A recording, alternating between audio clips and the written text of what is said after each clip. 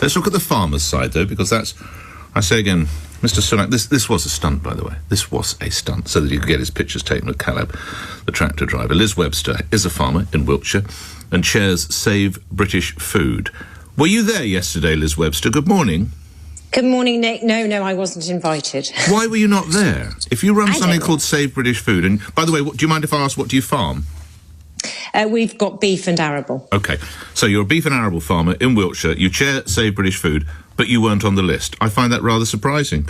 Yeah, and, I work with Sean Rickard, who's the ex-chief economist of the NFU, and we are able to be much more outspoken than the NFU and give facts and truth. But, no, we weren't invited. And, yes, it definitely was a PR stunt. You're sitting on a hay bale in the garden of number 10. I hope you have been there. It's a very large garden, by the way. You're sitting on a hay bale opposite Rishi Sunak in the garden of number 10. What would you say to him, Liz? Well, I'd say, look here, Rishi, you were Chancellor when we went into COVID and we were still in transition. And any sensible chancellor at that point would have worked out that COVID was going to give us a supply shock, which is inflationary. And so why on earth didn't you decide to stay in transition so that we didn't go into another shock? And then when Ukraine war happened, we should have had a COBRA meeting then, because as we knew with the vaccines, after COVID struck, that there was going to be problems with food and food production and food supply. And so yesterday's meeting should have been a COBRA meeting that happened, well, years ago, and it should have been continuing thus far. And the problems that we have now are really still in infancy. There's a lot worse to come yet, a lot worse to come. OK, Mystic Liz, what do you see? What do you see around the corner? Well, food production in Britain is collapsing at a rate of knots. And what do you mean? You mean the price you get for your beef? Is that what it is? What do you mean by that?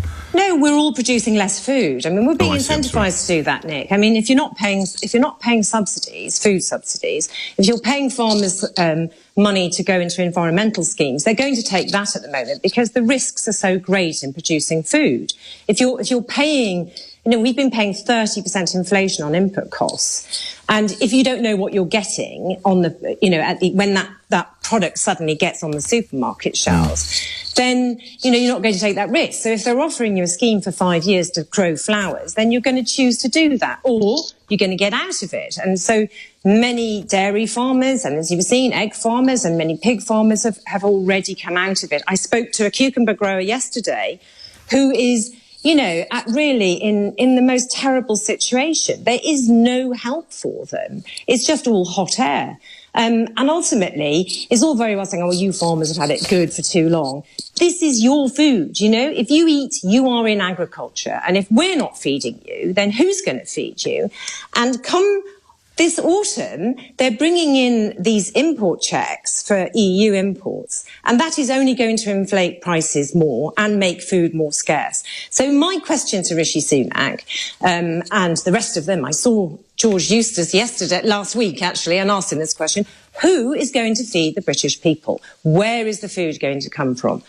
Because ultimately, until now, until recently, most of the food on British plates has been demonstrably British. And that is shrinking at a time when global food production is also shrinking.